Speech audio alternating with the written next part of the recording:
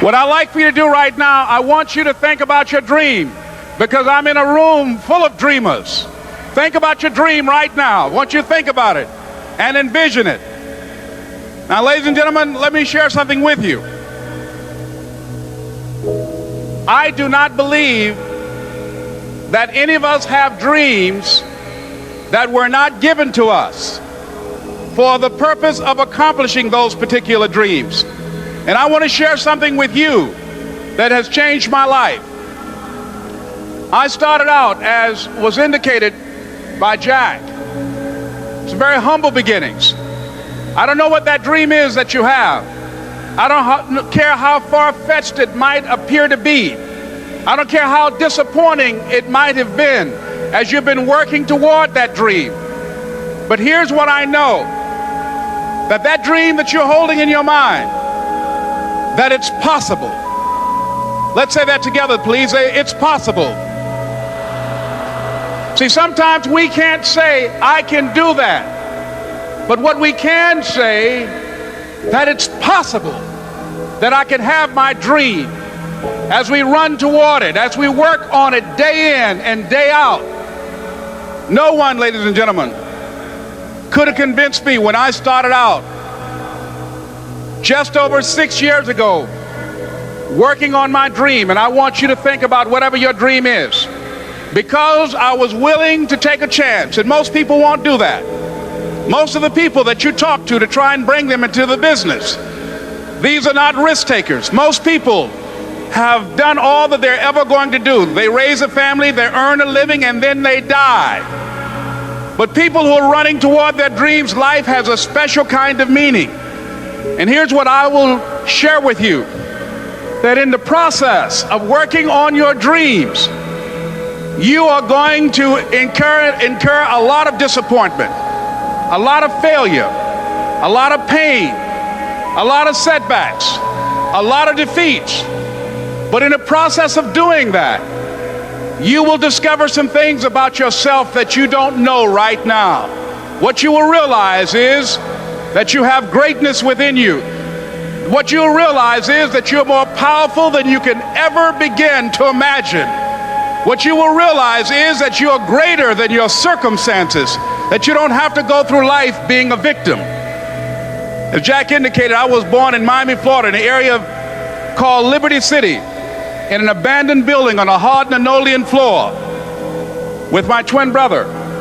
We were 6 weeks of age. We were adopted.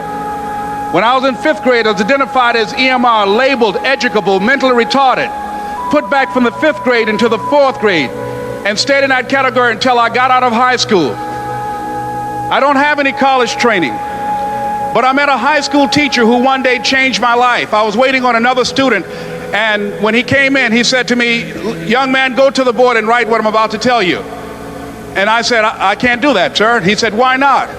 I said, I'm not one of your students. He said, it doesn't matter, follow my directions now. I said, I can't do that, sir. He said, why not? I said, because I'm educable, mentally retarded. And he came from behind his desk and he looked at me. He said, don't ever say that again. Someone's opinion of you does not have to become your reality. And that man, Mr. Leroy Washington, did something for me. He started planting seeds in my mind that enabled me to begin to dream, as Dexter has been doing for you.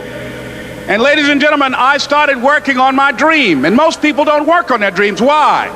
For many years I didn't. One is because of fear. The fear of failure. What if things don't work out? And the fear of success. What if they do and I can't handle it? The other thing is that most people, ladies and gentlemen, they get comfortable. They stop growing. They stop working on themselves. They stop stretching. They stop pushing themselves. And they end up becoming very cynical about life, and they throw in the towel on themselves and on their families and on their dreams.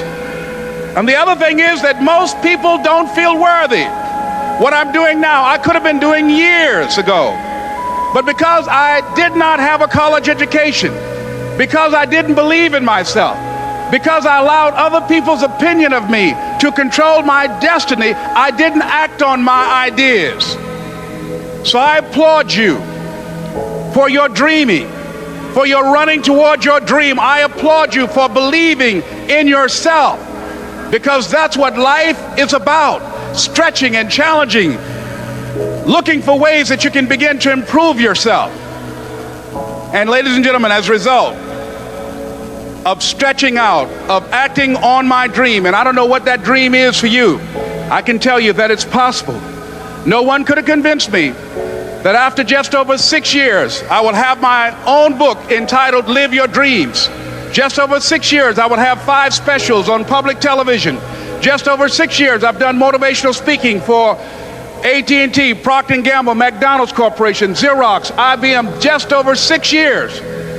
I will now have my own talk show that will premiere on Monday, Labor Day. I'm saying to you, your dream is possible. Your dream is possible. But not only is it important that you believe and begin to know that it's possible for you to live your dream as you run toward it, but I've done something that I want to share with you called Choosing Your Future. In fact, I've developed a set of tapes talking about how to begin to create your own reality by choosing your future. And not only is it important for you to know it's possible for you to choose your future, but it's necessary that you work on yourself, that you develop yourself. It's necessary that you get the energy drainers out of your life, people who don't want anything, people who are not striving, people who are not challenging themselves, people who aren't growing, people who have stopped dreaming.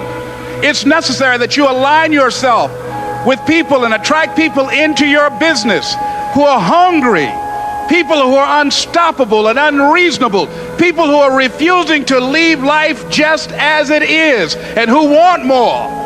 My mother used to say, birds of a feather flock together. If you run around with losers, you will end up a loser.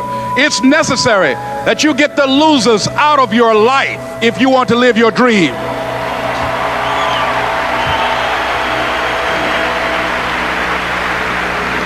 It's necessary to know that everybody won't see it, that everybody won't join you, that everybody won't have the vision.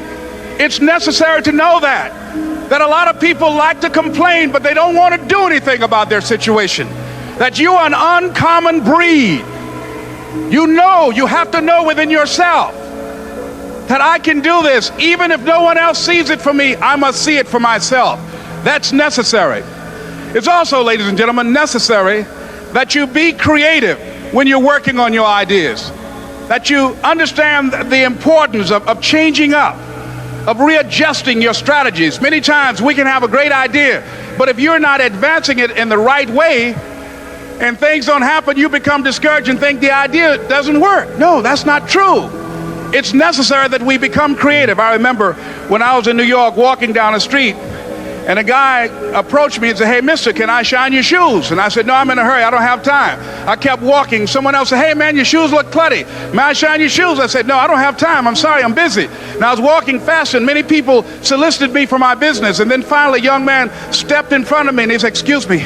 And he started counting, 97, 98, 99, 100. He said, "Sir?" I said, "Yes." He said, "Come here, please." I said, "What is it?" He said, "Today is my birthday. And every year, just to thank God for another year of life, the 100th person who passes my shoe shine stand, I offer them a free shoe shine. Would you give me the honors?" I said, "Why, sure."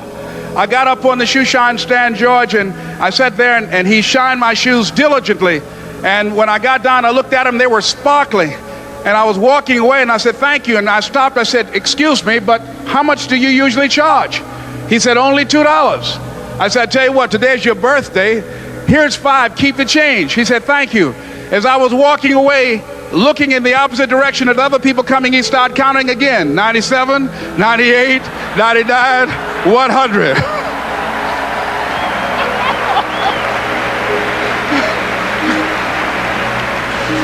It's necessary that you be flexible, that you are always thinking of how can I improve this better. This is a customer-driven economy. It's necessary for you to always explore various ways in which you can improve the quality of service that you're providing for the people in your organization. I remember something, a major company had talked about the extra value service they were providing for their customers. And the lady who had the news conference summarized it this way. She said, "It's not our intention to satisfy our customers or to please our customers. Our intention is to amaze them. It's necessary, if you're going to compete today, that you look for ways to amaze your customers by being one of those individuals that keep your commitments, that keep your word, that's relentless. It's necessary as you work with the people that you bring into your organization, that they see that you are a good example of a person to work with, because you model integrity and determination and ambition and truth and honesty and the way in which you conduct business. The next step is, that is you. That is you. That no one can do it for you but you. And even though you face disappointments, even though you will experience some setbacks, it goes with the territory. You must understand that.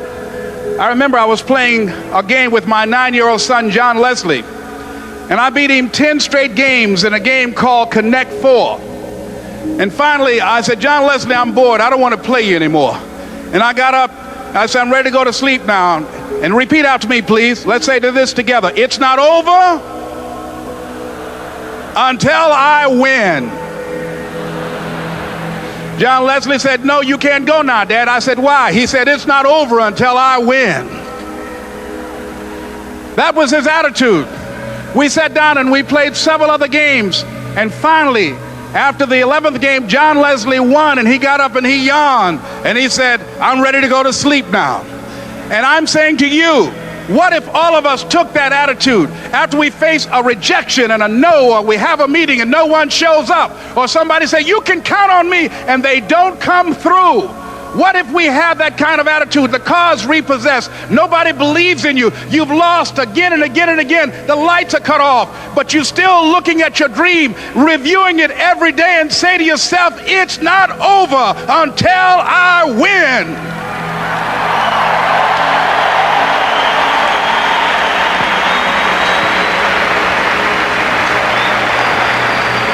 Life will yield to you. Now here's the next step. Repeat after me, please. It's possible. I can live my dream. It's necessary. I work on myself. Surround myself with winners. Become creative. It's me. I've got to make it happen. It's not over until I win.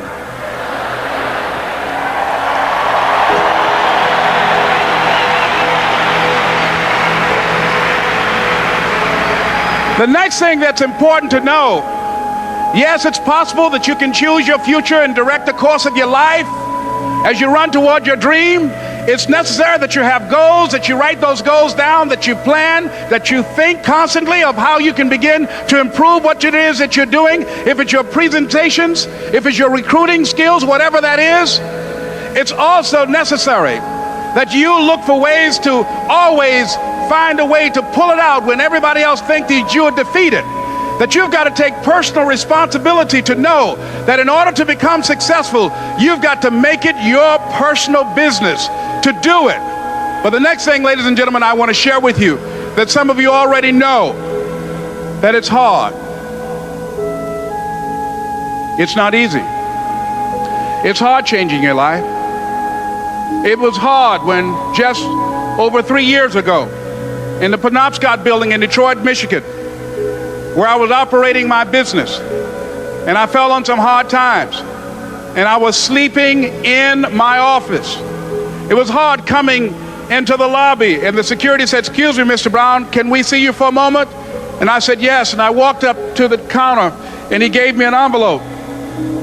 And he said, would you mind reading it here? And I opened the envelope, and the envelope was from management that said, this is an office tower. It's not a hotel. Please do not sleep in your office.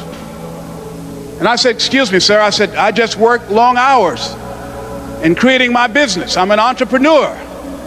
And right now things are bad for me, but they're not going to be this way always. And I just asked for the opportunity to continue to operate like I'm doing. I'm not trying to make this my home. And it was hard coming through the lobby. And sometimes they would laugh. There's a guy talking about becoming successful. And look at him. He's bathing in the bathroom upstairs on the 21st floor. He sleeps on the floor. Him and two other dreamers up there. Look at him.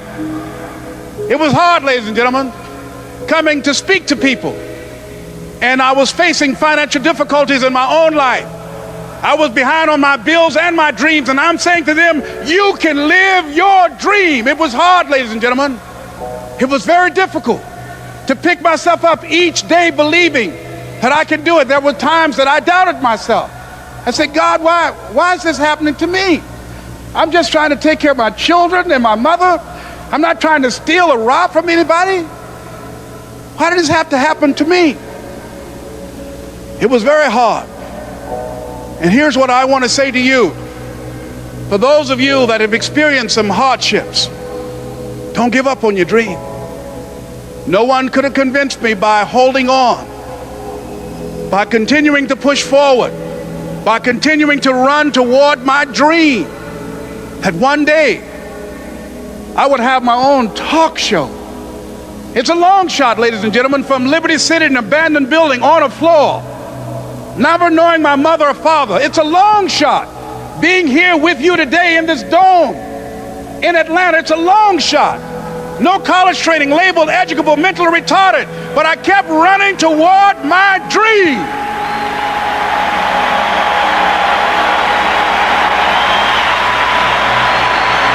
Don't stop.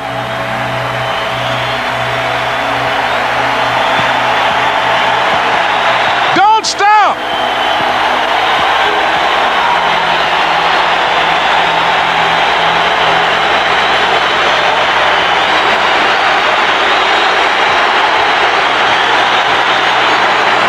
Don't stop running toward your dream.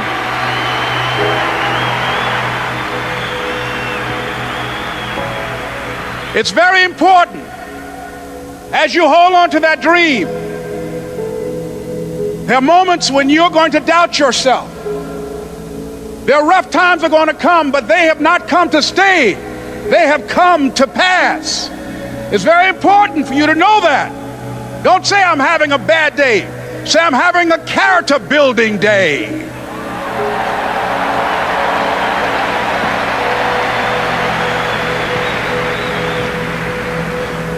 It's very important for you to believe that you are the one to make this happen. I remember this high school teacher, Mr. Leroy Washington, at the end of school one June, it was just a few days before we were supposed to leave, and I just got my report card, and it indicated that I'd failed history, and I'd failed English, and I would have to go to summer school.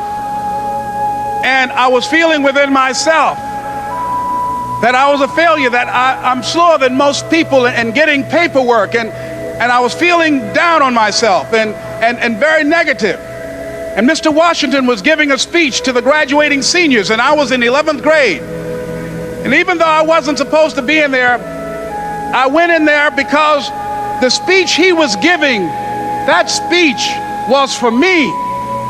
And as he talked, my heart began to beat fast. Tears began to run down my eyes, and I was in the back just listening to him, because he said, and he was a very dramatic man. I still talk to him to this day. He said, as graduating seniors of Booker T. Washington High School, I want you to know that you're blessed and highly favored, and that as you go toward the future, begin to know that you have greatness within you. And if just one of you here begin to envision yourselves as being blessed and highly favored to reach your goals, if just one of you capture the essence of what that means, that you have greatness within you and a responsibility to manifest that greatness, that you can make your parents proud, you can make your school proud, you can touch millions of people's lives, and the world will never be the same again because you came this way. And the students gave him a rousing standing ovation. And as he left the auditorium, I ran down the steps and I caught him in the parking lot. I said, Mr. Washington? He said, yes. I said, do you remember me, sir? He said, no. I said, my name is Leslie Brown. My mother She works in the cafeteria here. I'm one of the twins, Leslie and Wesley. I said, Mr. Washington, but you know, I got these big dreams. I like talking to people. I love people. I said, I want to work with people, and I got this dream of buying my mama a home. Could I do that, Mr. Washington? He said, it's possible, Mr. Brown. And as he walked away, I called him again. I said, Mr. Washington? He said, what do you want now? I said,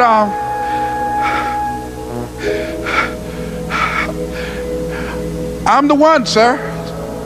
I said, I'm the one. You remember me, sir. I'm Miss Mamie Brown's boy. I'm the one. I'm the one.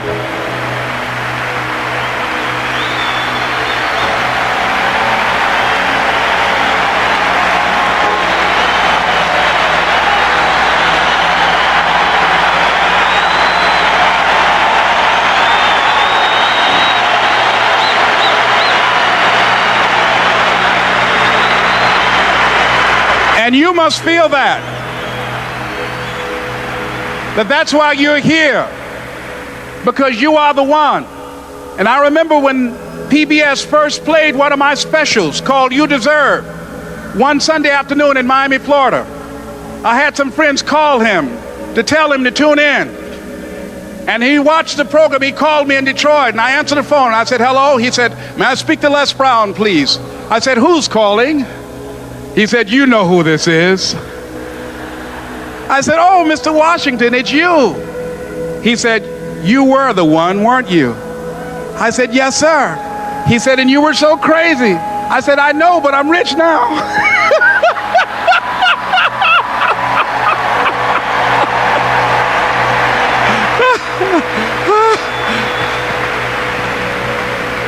Ladies and gentlemen, it's not going to be easy. It was hard laying on the floor of the Penobscot building, looking out of the window, daydreaming, saying, Les, can you do this?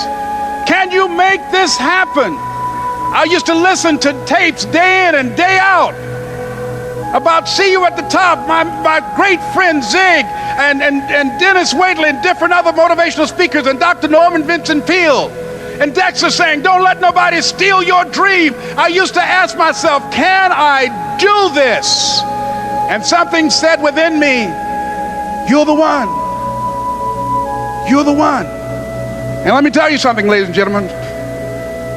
While you're here, and before you go back home to your respective cities and communities, write down at least 5 reasons on why you deserve your dream, on why you won't give up, what's going to make you unstoppable, why you must be unreasonable, because logical, practical thinking says you can't do it today. But if you want to produce unreasonable results in your life, like living your dream and taking charge of your destiny, you've got to be an unreasonable person. You've got to be an uncommon person. So write down the reasons of why you're here. My first major goal was to buy my mother a home. And let me tell you something, ladies and gentlemen. What will reasons do, Les? Nietzsche said, if you know the why for doing, you can endure almost anyhow. What do you mean by that? If you know why you're doing something, when the hard times come, and they're going to come, when the disappointments and the rejections come, and they're going to come by the truckloads, your reasons will be your rod and staff to comfort you, to pick you up. Once again, I got a saying on one of my tapes, if life knocks you down, try and land on your back, because if you can look up, you can get up. Let your reasons get you back up.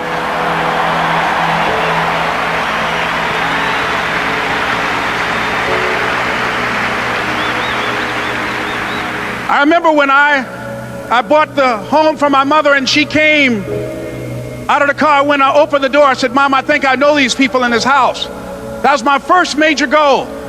And then I couldn't conceal it anymore. I said, Mom, I got this for you. And as she went from room to room, looking at the house and saying, thank you, Jesus. Thank you, Lord. No one ever could have convinced me that this could have happened to me. And she looked at me and she said, Leslie, and you caused me so much problems as a boy. You were always into stuff. She said, no one could have convinced me that day when I walked in that house and this lady was holding you and your brother. And she said, ma'am, I want you to promise me two things. And she said, what is it? She says, one, promise me that you won't separate them. She said, I want them raised together. I want them to know each other. I got pregnant while my husband was away in the war, and I can't keep them. Promise me that you won't separate them. She said, I promise I won't. I've never had children. I promise I won't separate them. And she said, promise me that you'll never tell them about who I am, because if my husband ever found out, he would kill me.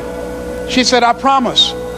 And she said that she gave them to us, and she kind of cried, and she was walking out the door, and she looked at my adopted mother. She said, remember, don't you separate them. She said, I swear to God, I won't separate them. I'll keep them together.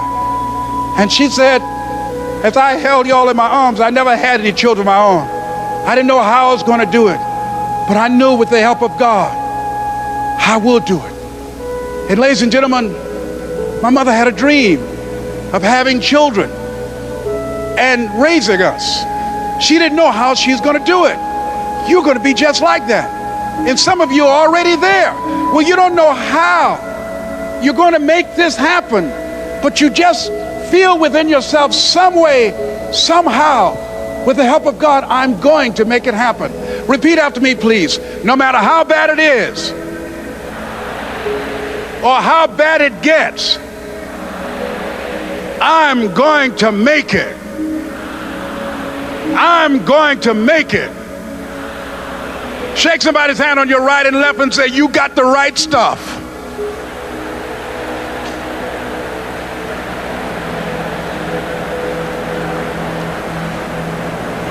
So yes, it's possible for you to live your dream.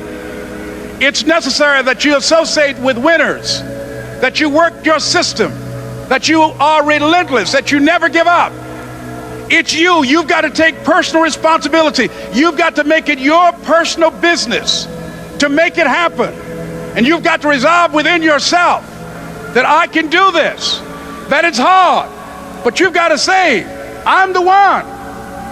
I'm the one to make this happen. I'm the one to become successful in this business. As you work to help other people to become successful, that feeds your success. But you know it's going to be hard, but find out what will make it worth it for you. I told Mr. Washington I wanted to become a disc jockey. Someone asked me to tell this story. And he said, Les Brown, he said, if you want to do anything worthwhile in life, you've got to be hungry.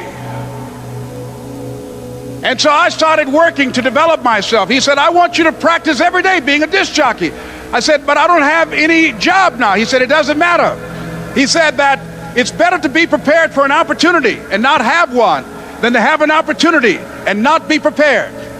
So every day I was working to develop myself. And that's what you must do. And as I was working to develop myself, I applied for a job as a disc jockey, WMB, on Miami Beach. I went to a guy named Milton Butterball. I said, how you doing, Mr. Butterball? I'd like to get a job as a disc jockey. He looked at me, he said, do you have any broadcast background? I said, no, sir, I don't. Do you have any journalism background? I said, no, sir, I don't. He said, we don't have any jobs available. I said, yes, sir. I went back to Mr. Washington and I told him. He said, don't take it personally. He said, most people are so negative, they will have to say no 7 times before they say yes. He said, go back again. So I went back again. I said, how you doing, Mr. Butterball? My name is Les Brown. He said, I know what your name is. What do you want? I said, I'd like to know whether or not you have any jobs at disc jockey, sir. He said, didn't I just tell you yesterday we didn't have any jobs? I said, yes, sir, but I know whether or not somebody got laid off or somebody was fired, sir. He said, no one was laid off or fired. Now get on out of here. I came back the next day. Hello, Mr. Butterball, how are you? He said, fine, what do you want now? I said, I'd like to know whether or not you got any jobs, sir. Didn't I tell you the last 2 days we didn't have any jobs? I said, yes, sir, but I don't know whether or not somebody got sick or somebody died, sir. He said, no one got sick or died. Now don't come back here and throw me out again. I came back the next day like I was seeing you for the first time. I said, hello, Mr. Butterball, how are you? He looked at me with rage. He said, go get me some coffee.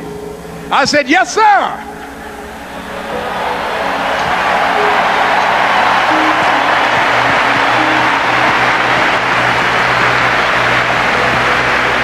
went to get him some coffee. After a while, I would give their lunch and dinner, and I would go in the control rooms and take the disc jockeys their food, and I would not leave until they would ask me to leave. Then they started trusting me to pick up entertainers that came to town. Entertainers like the Four Tops and the Temptations and Dinah Ross and the Supremes. I would drive them all over Miami Beach in the disc jockeys' big long Cadillacs. I didn't have any driver's license, but I was driving like I had some.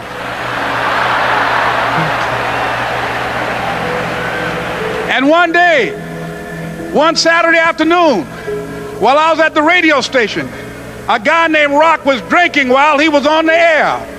I was the only one there, looking at him through the control room windows, walking back and forth, young, ready, and hungry. I was saying, drink, Rock, drink. Drink, Rock. I'd have gone to get him some more if he'd asked me to. Pretty soon the phone rang, and it was the general manager. And I answered the phone. I said, hello? He said, Les, this is Mr. Klein. I said, I know. He said, Rock can't finish his program. I said, I know. He said, would you call one of the other DJs in? I said, yes, sir. I hung the phone up. I said, now he must think I'm crazy. I called my mom and my girlfriend, Cassandra. I said, y'all turn up the radio and come out on the front porch. I'm about to come on the air.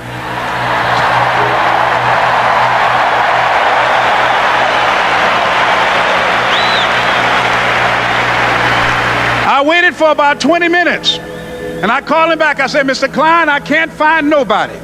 He said, young boy, do you know how to work the controls? I said, yes, sir. He said, go in there and don't say nothing here. I said, yes, sir.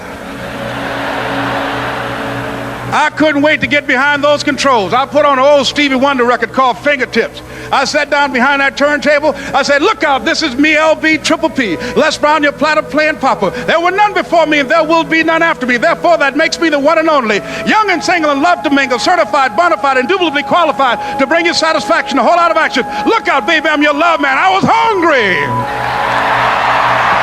I was hungry. You got to be hungry.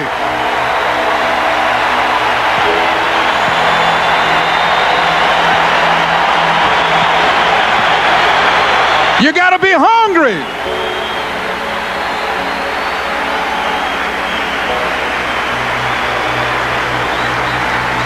So, ladies and gentlemen, if you want to make your dream become reality, the people that are running at their dreams know that it's possible that you can live your dream, that it's necessary, that you're relentless, that you have a plan of action, that you are creative. The people that are living their dream are finding winners to attach themselves to. The people that are living their dreams are the people that know that if it's going to happen, it's up to them. And they're resolving within themselves, it's not over until I win. The people that are running after their dream know they're going to have hard times. They keep on running because they're saying within themselves, I'm the one, no matter how bad it is or how bad it gets, I'm going to make it. The people that are running after their dreams are the people that are hungry. Shake somebody's hand on your right and left and say, you got to be hungry.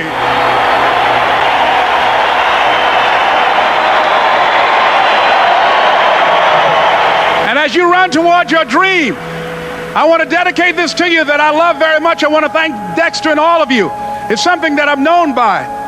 It's on our tapes called Choosing Your Future, and it says simply this, that if you want a thing bad enough to go out and fight for it, to work day and night for it, to give up your time, your peace, and your sleep for it, if all that you dream and scheme is about it, and life seems useless and worthless without it, and if you gladly sweat for it and fret for it and plan for it and lose all your terror of the opposition for it, and if you simply go after that thing that you want with all of your capacity, strength and sagacity, faith, hope and confidence, and stern pertinacity, if neither cold poverty, famish or gulf, sickness or pain or body and brain can keep you away from the thing that you want, if dogged and grim you besiege and beset it, with the help of God you'll get it. This is Mrs. Mamie Brown's baby boy, Leslie Calvin Brown, saying it's been a plumb pleasing pleasure as well as a privilege.